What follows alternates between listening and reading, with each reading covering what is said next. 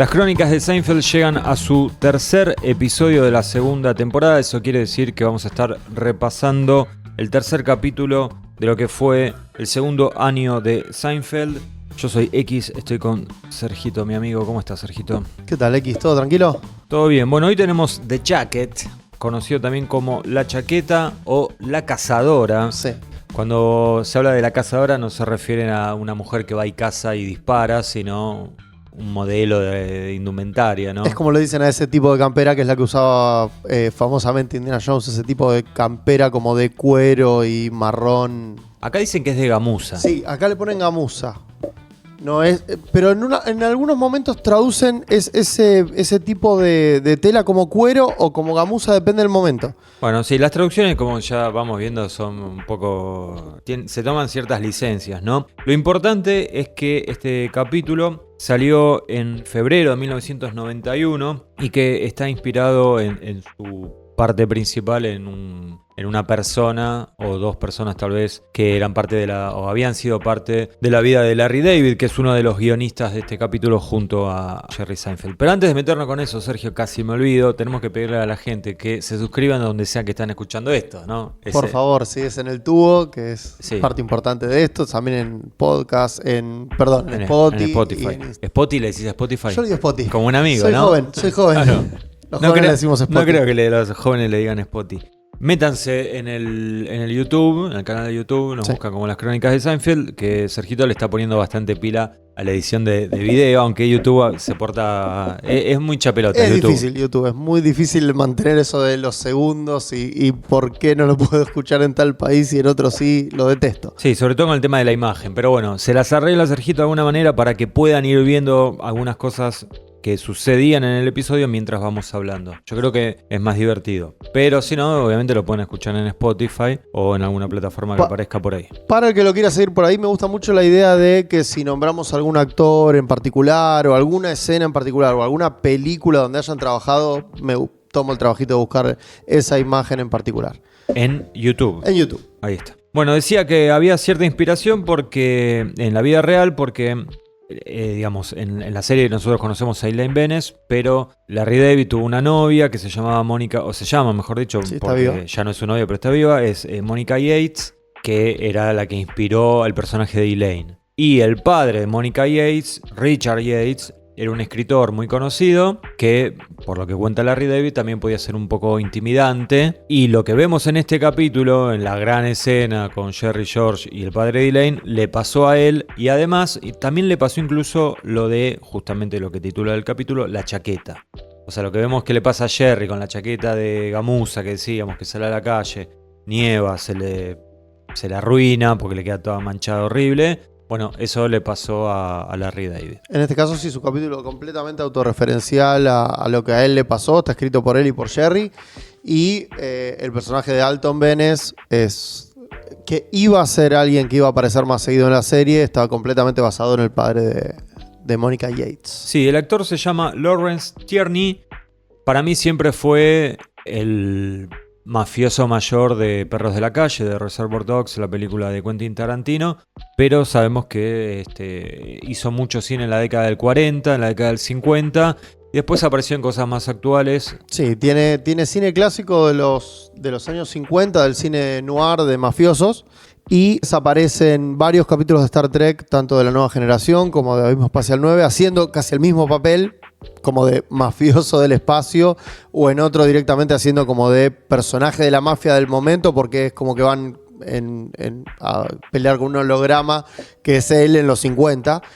Y después fue también, no sé si lo tengo permitido nombrar, fue Don Brodka, es el seguridad del capítulo de Navidad de Los Simpson, de cuando Bart se roba el videojuego. Videojuego. Se roba el videojuego. Vos sabés que anoche terminé mirando algunas... Porque es así, en los extras de Seinfeld cuentan que el tipo, uno lo ve acá, es intimidante, bueno, en la vida real también lo era y que estaba bastante loco en su comportamiento. De hecho, me llamó la atención con la vehemencia que lo dice Julia, mi amiga Julia, sí.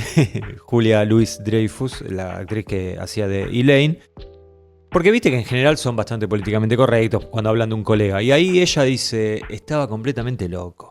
Sí. La historia de todos, todos coinciden en lo mismo, que era completamente intimidante, que el tipo no se podía volver a trabajar con él, incluso era una amenaza de Larry David de, bueno, si se siguen portando mal y no actúan bien, voy a llamar de vuelta al padre de Elaine. De Elaine, sí. Lo traigo, el que le tenía terror era Tom Cherones, que es el director de toda esta temporada, y era el que más al que más veces Larry David le decía eso. Decía, sé lo que te digo, porque si no lo traigo de vuelta al padre de Elaine.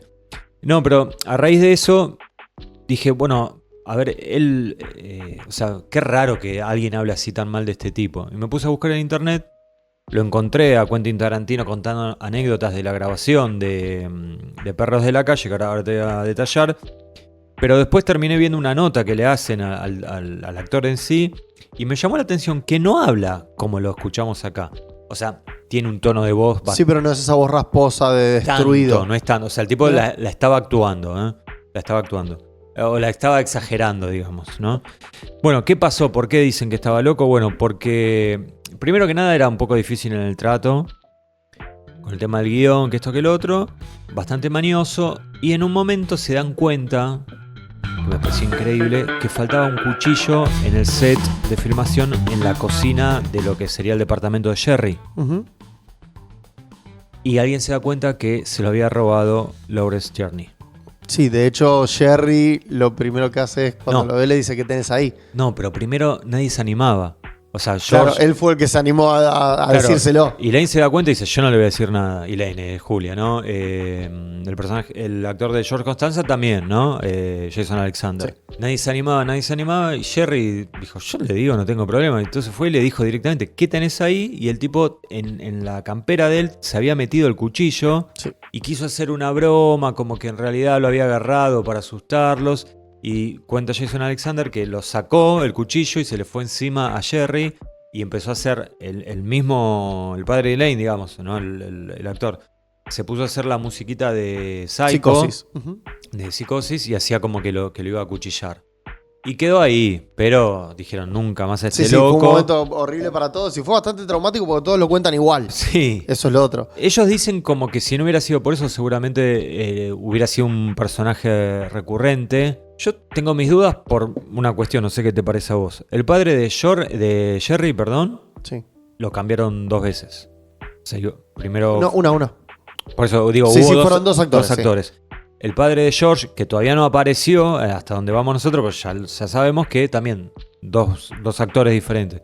Tranquilamente podrían haber cambiado al padre de Elaine, poner otro que haga también. Sí, definitivamente. De viejo loco, ex militar, pero... Sí, que no sea ese actor. Claro. Que aparte tampoco venía del mundillo de la comedia. Esta era la primera vez que venía a hacer comedia y eso es lo que le llamaba mucho la atención a los productores, que hubiera aceptado hacer comedia cuando en 50 años de historia jamás lo había hecho. Igual te digo, si lo hubieran cambiado no hubiera sido lo mismo, ¿eh? Porque para mí está 11 puntos. En este papel...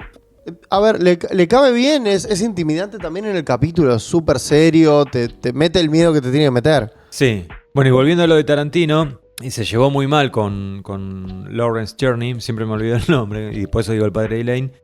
Bueno, en su primera película, en Reservoir Dogs, Perros de la Calle, se pueden ver, inclusive está en YouTube, puedes buscarlo, tal vez lo puedes incluir, Sergito. Sí. Hay unos momentos en donde el tipo se queja del guión, o sea, de los diálogos. Somebody comes up with the finally, so fucking I fuck up. You don't say anything about you, anything but you. I'm up.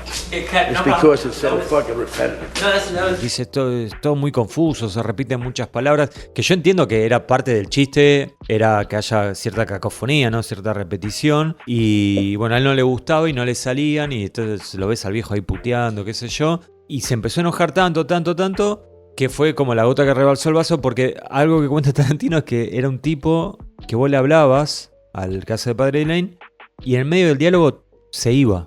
Te dejaba hablando solo. Pero no que se iba puteando. Se iba y te dejaba así porque él esperaba que vos vayas atrás de él hablándole. Y Tarantino no se iba, entonces el tipo se iba solo. Los momentos eran graciosos. Y hasta que en un momento le hace eso, Tarantino ya estaba re caliente con toda la situación y lo agarra del brazo. Cuando lo agarra del brazo, el viejo se da vuelta, lo empuja y le dice, a mí no me agarrás. Se quieren agarrar a piñas, qué sé yo, los separan, cada uno se va para su lado. Y después vino, no sé, 20 minutos después, media hora después, viene el viejo y le dice, te quiero pedir disculpas, estuve mal. Tarantino le dice, no, yo estuve mal, no, qué sé yo. Bueno, se amigan. Esto ya era casi al final de la película. Pueden terminar la película y el tipo le dice, escúchame, ahora cuando terminemos esta jornada, vayamos a tomar algo. Y Tarantino le dijo, todo bien, pero yo no quiero ir a tomar nada con vos. No, está perfecto. O sea, yo creo que haría exactamente lo mismo. Quedó tensa la cosa. Me parece que es un tipo bien acostumbrado a un cine de otra época, que no era el cine de Tarantino. Incluso creo que por eso no entendía los diálogos, porque me parece que la base de las películas de Tarantino es esos diálogos naturales que podemos tener nosotros. Sí. Pisándonos, repitiendo palabras, teniendo momentos de baches de palabras que no te acordás, o hablando de cosas que viste en la tele para que el otro entienda, porque sabés que también las vio, que no era normal en el cine.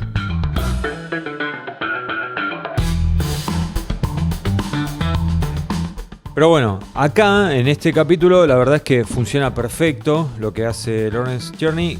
Y yo le contaba a Sergio antes de empezar a grabar, y lo vamos a debatir un poco ahora, que para mí en cierta manera es un capítulo de quiebre por un par de cuestiones, todas relacionadas justamente al padre de Elaine.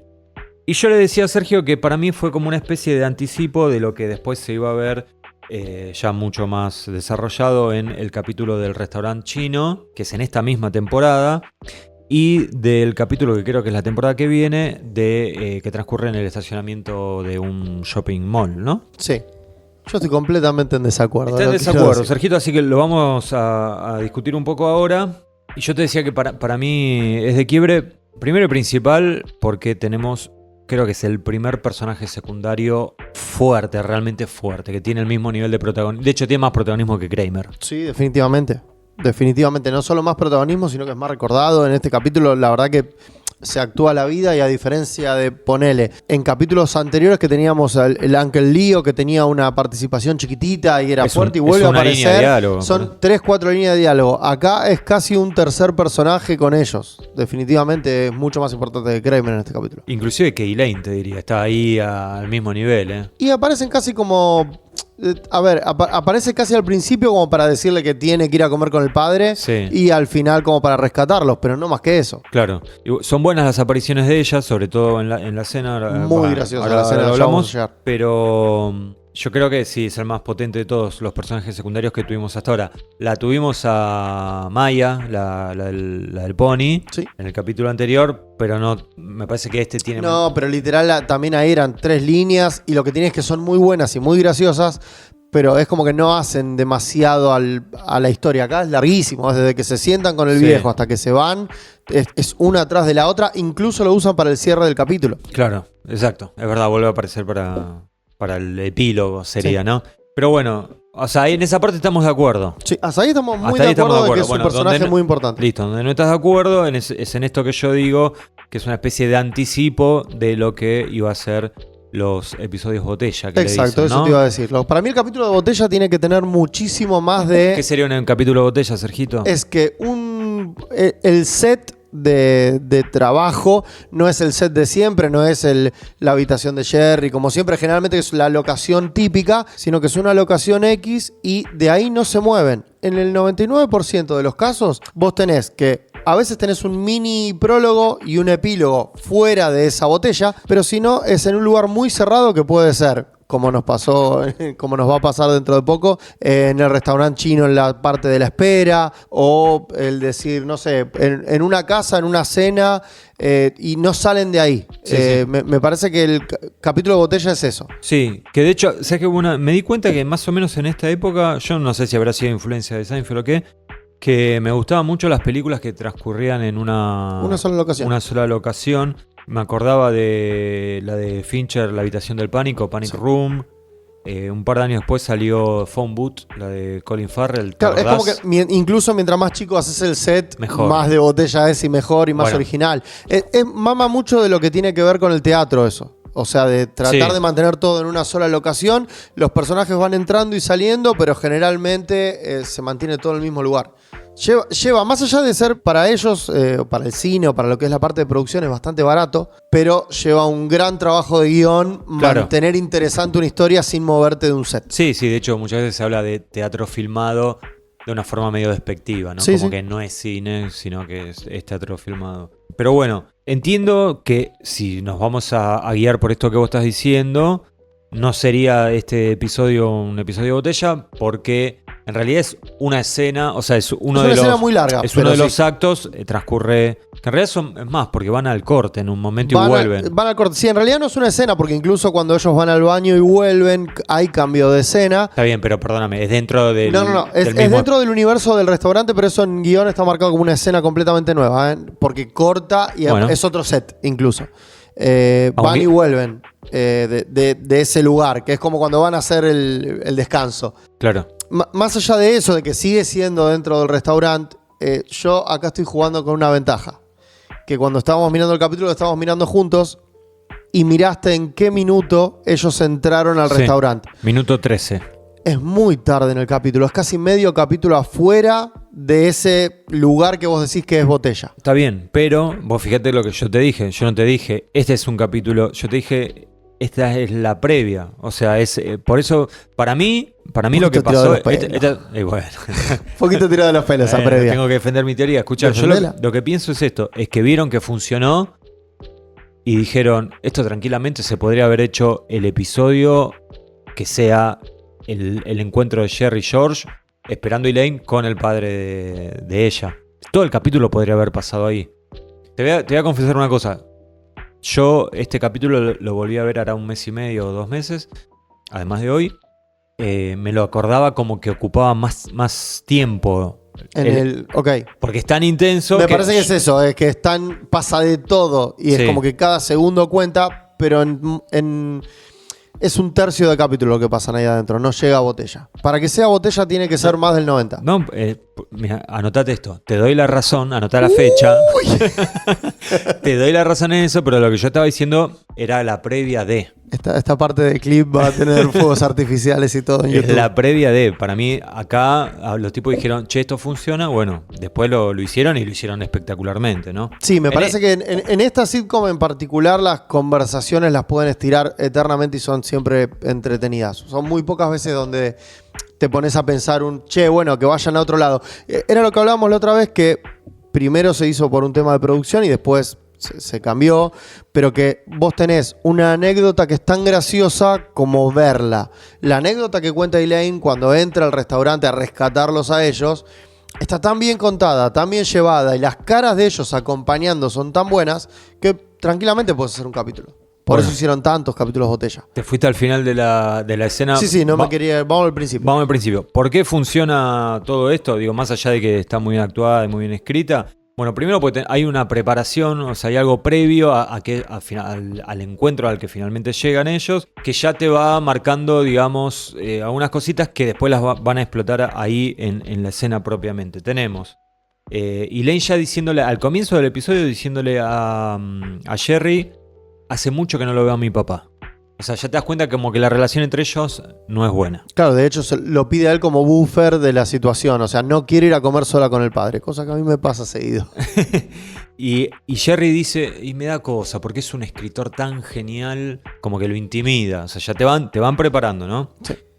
Después lo vemos a Jerry enamoradísimo, completamente enamorado de la chaqueta que se compra al comienzo del capítulo, que sale muy cara, nunca sabemos cuánto. No, pero es un running gag de todo el capítulo. De cada personaje tiene Claro. una charla tirando a larga sobre cuánto sale esa chaqueta. Kramer viene y habla de unos pájaros, unas palomas, tiene un amigo mago, esas cosas increíbles Sí. de Kramer, ¿no? Tiene un amigo mago que tiene palomas y hay que cuidarlas, qué sé yo.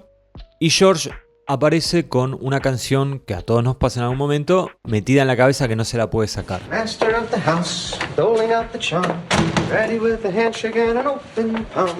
Tells us all she can, loves to make a step. Esa es la previa, ¿no? Y todo eso se va a ir desarrollando a lo largo del episodio y va a explotar en este encuentro con el padre de Elaine. Eso por un lado. Ahora, ya en el encuentro en sí, lo que para mí tenemos es el choque de dos mundos, ¿no? El choque de dos niños en el cuerpo de adultos Sí. y un adulto cascarrabias de la peor calaña en el cuerpo de un viejo.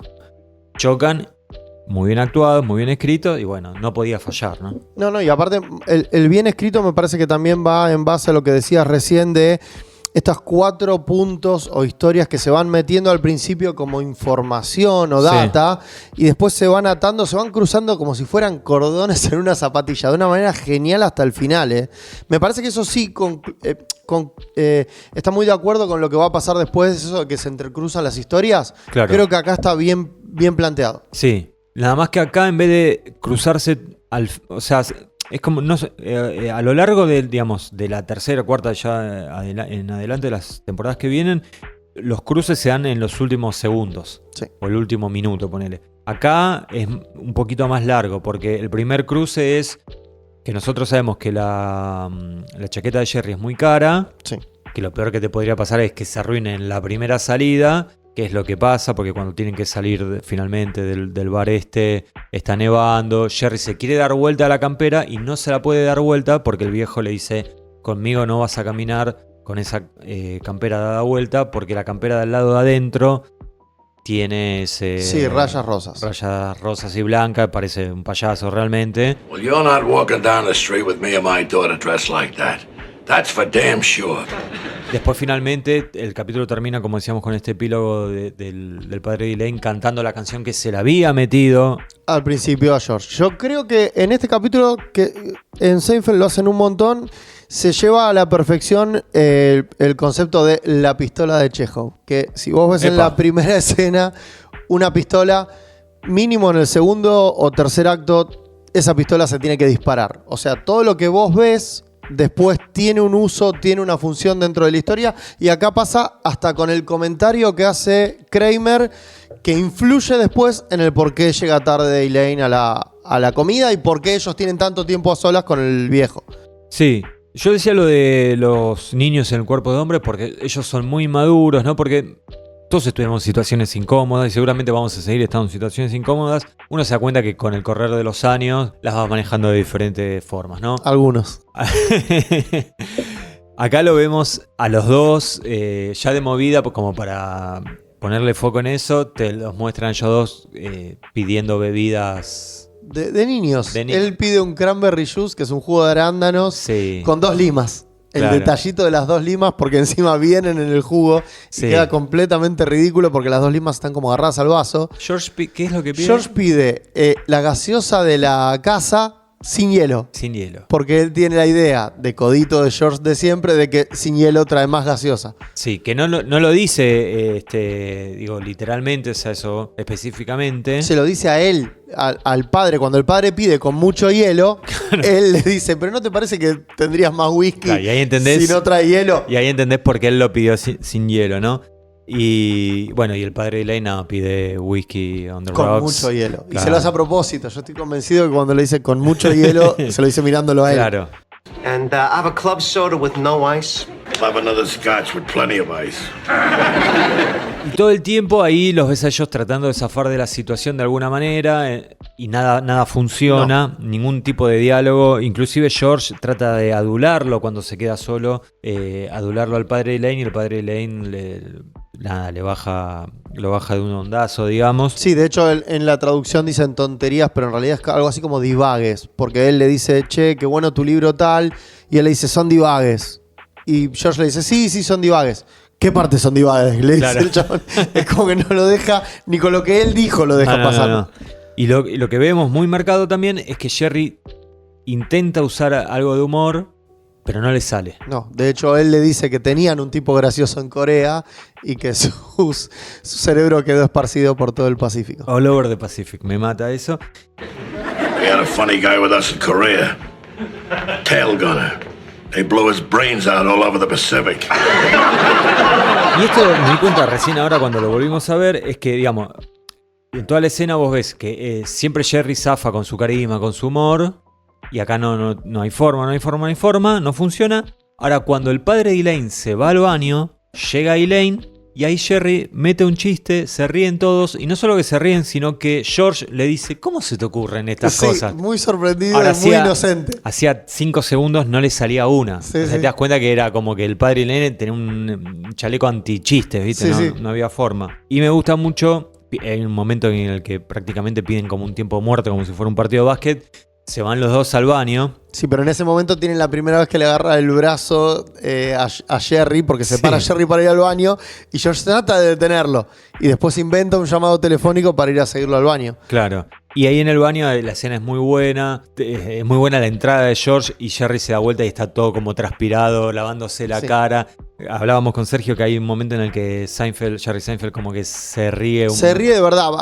Para mí tiene momentos donde se nota que se ríe de verdad. Pero lo dejaron y me parece que quedó bien. Sí, queda siempre bien. Lo usan hasta las últimas temporadas. Yo siento que son momentitos de mal actor porque no tendría que estar riéndose, pero se ríe y queda, funciona.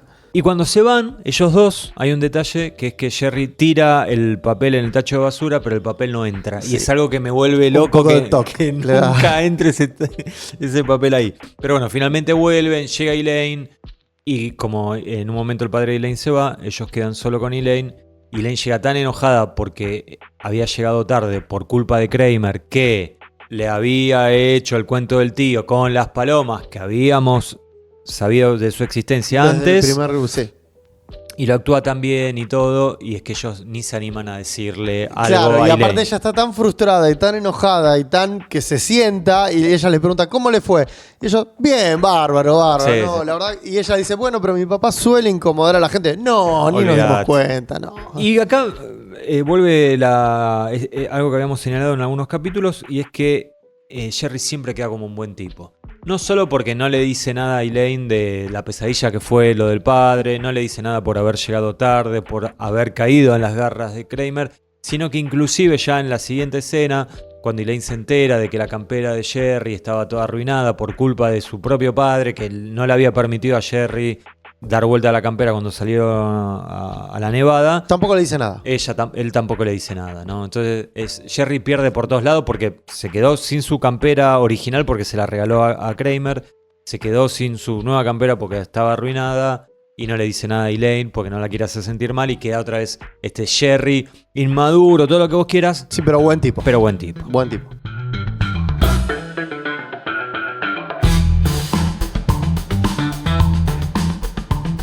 Hablamos de Jerry y tenemos que hablar de George. Sí. La figura del capítulo. Por lejos. Todo. Desde cuando canta hasta el monólogo que tiene para ver cuánto le salió la campera a su amigo. Y empieza como a subir no solo en la intensidad, sino en el precio de la campera. Y es como que mientras más cara se imagina la campera, más fuerte es la reacción. Pero pasa por todas, desde enojo hasta risa. Pasa por todas las emociones en una escena que para mí es perfecta. I'm not even going to ask you. I want to know, but I'm not going to ask. You'll tell me when you feel comfortable. So what was it, 400? 500? Did you pay 500 for this? Over 6? Can't be 7. Don't tell me you paid $700 for this jacket. Did you pay $700 for this jacket? Is that what you're saying to me? You are sick. Is that what you paid for this jacket? Over 700? What did you pay for this jacket? I won't say anything. I want to know what you paid for this jacket. Oh my God! $1,000? You paid $1,000 for this jacket. All right, I'm walking out of here right now thinking you paid $1,000 for this jacket unless you tell me different. Entonces este monólogo porque es un monólogo, porque Jerry no hace nada, Jerry simplemente lo mira y se cruza de brazos y se ríe. Nunca dice nada. Empieza con George alabándole la campera, pero marcando que tal vez, no sé si fue a raíz de esto, pero unos años después hay un capítulo de Seinfeld en donde todo el tiempo joden con esto de que no tiene nada de malo ser gay, como aclarando todo el tiempo, no tiene nada de malo. Acá empieza con una frase de George que está muy bien escrita, digo, más allá de podemos cuestionar el significado, sí, bla, bla, bla, es yo tengo un historial intachable de heterosexualidad acérrima. Yo sigo pensando que envejeció bien, yo no lo veo tan Para mí está muy fuerte. bien escrito. Sí, y muy bien actuado y por cómo viene, ¿no? Y si hablamos de George Costanza, tenemos que decir, porque es el primer capítulo que estamos grabando después de que nos enteramos, no solo de que Maravilla Martínez, el campeón mundial argentino, miraba un capítulo de Seinfeld antes de salir a pelear, lo cual ya me parece increíble, sí, sino que además George Costanza Es su personaje favorito. es su personaje favorito, lo dijo en el programa de Vorterix California Secreta. Es raro. Veías un capítulo de Seinfeld antes de salir a pelear. Sí, Veías sí, claro, sí, hacías tu sí, clásico, sí, claro. Sí, era mágico, para mí mágico. Porque aparte me daba alegría, me daba chispa. ¿No? ¿Personaje favorito de Seinfeld? George. Sí, George, George lo mejor, lo mejor. En lo mejor Es el mejor. Fumable, es increíble, Sí, me encantaba. lo mejor. O sea, lo odias tanto que lo terminás amando. A mí me pasó eso. Subimos ahí un recorte a las redes, así que lo pueden ver en el Instagram y en el Twitter, porque también tenemos Twitter, Sergito. Tenemos Twitter también, sí. Ex, no Twitter. Soy joven. Es verdad. Yo le digo Spotty y le digo ex a Twitter. O X, le pueden decir. Y Es tu cuenta, X. O sea, sos el... claro, la manejo yo esa, La manejas sí. vos. Y otra frase de George que me parece espectacular, más allá de toda la actuación frente al padre Elaine, es que cuando está en ese tiempo muerto con Jerry en el baño, planeando, ideando la fuga, George Costanza dice, bueno, nos vamos corriendo. Vámonos. Y Jerry le dice, ¿qué le vamos a decir? ¿Con qué excusa nos vamos? Y él le dice textual, We can't possibly have dinner with him alone. How are we gonna get out of it? We'll say we're frightened and we have to go home.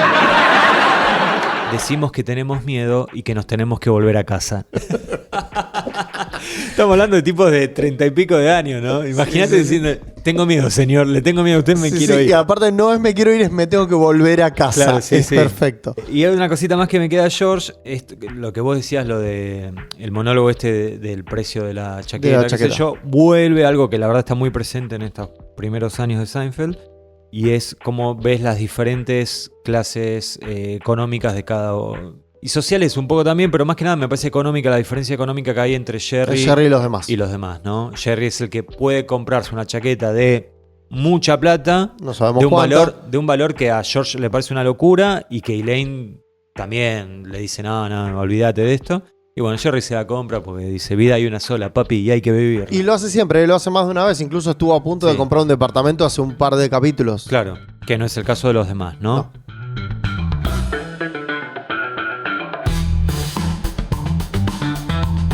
Bueno, Sergio, y para cerrar, lo mejor y lo peor del episodio. Lo mejor y lo peor. Yo entre lo peor tengo que nuevamente me vuelve a caer mal Kramer. Kramer no me está cayendo bien. Es algo que no lo había descubierto antes en las otras miradas de Seinfeld. Siempre me pareció un buen personaje, Ahora lo siento como que es un mal tipo. No me gusta que no le devuelva la campera que se llevó. No me gusta que venga a pedirle la otra campera. No me gusta que se ría cuando ve el precio. Son cosas que se las siento de mal tipo, no sé, es como que no me termina de caer bien del todo. Y entre lo bueno, me gustó mucho todo lo que fue la parte visual de cómo ellos parecían dos chicos en el restaurante. Cómo estaban vestidos, las gaseosas que pidieron. Él está sentado, el padre de Elaine está sentado en un sillón que es bastante más alto que el de ellos. Y ellos están en un sillón chiquitito que les deja las rodillas casi a la altura del pecho. Las miradas entre ellos. Todo lo que es no diálogo de esa escena me parece perfecto. Bien, yo lo mejor claramente para mí es, si me tengo que quedar con un momento en particular, diría que es el monólogo de George, por el precio de la chaqueta, pero mi momento favorito es toda la escena ahí en el lobby del hotel donde paraba el padre de Elaine. Al día de hoy me genera incomodidad, o sea, lo vimos hace media hora y me generó incomodidad un capítulo que lo habría visto 15 veces, así que nada, me parece espectacular eso y la actuación de este actor tan polémico, tan poco querido, ¿no? Lawrence Tierney, la verdad que me parece única y lamento realmente que no haya podido ser un poquito más normal, Sí, como para volver. Para volver, aunque sea un par de veces. Sí, la verdad que me hubiera gustado mucho. Pero tal vez si fuera más normal no hubiera sido así. No, pero te imaginas cruzado con el papá de George, hubiera sido Espectacular, hermoso. espectacular. Hubiera sido Pago por ver eso. Maradona y Pelé Sí. al mismo tiempo, sí. Y lo que menos me gustó es que me parece que, lo digo hoy con el diario del lunes, tal vez desperdiciaron una gran oportunidad de que este fuera el primer episodio botella de la serie y que lo del padre Elaine hubiera ocupado, no sé, 18 minutos de los 20 que duraba, ¿no? Pero como ya vimos que yo tuve razón, no fue así. No fue así. Igual vuelvo a hacer hincapié en que yo dije que era la previa de, no dije que este era. Así que tuviste razón hasta ahí. Ok. X Zapata, si no la gana, la empata. Y bueno, Steven. Sergito, acá terminamos. Acá terminamos, X. Así que volveremos en breve. Yo creo que va a ser más Más rápido que tarde, ¿eh? Esperemos. Yo creo, porque estamos ya en vacaciones, ¿no? Sí. Estamos grabando este capítulo, Entre pajaritos sí, y sol. horas antes de Navidad. Va a salir después de Año Nuevo esto, así que Sí. no les vamos a decir felices fiestas. Esperamos que Tendríamos tengan... que haberlo dicho en el anterior y no nos Claro, dimos cuenta. no lo hicimos, pero esperamos que tengan un gran 2025 y esperamos que sea tu gran año, Sergito. Espero, este es el mío, este se me da. La vas a romper toda. Bueno, gracias por escucharnos. Abrazo.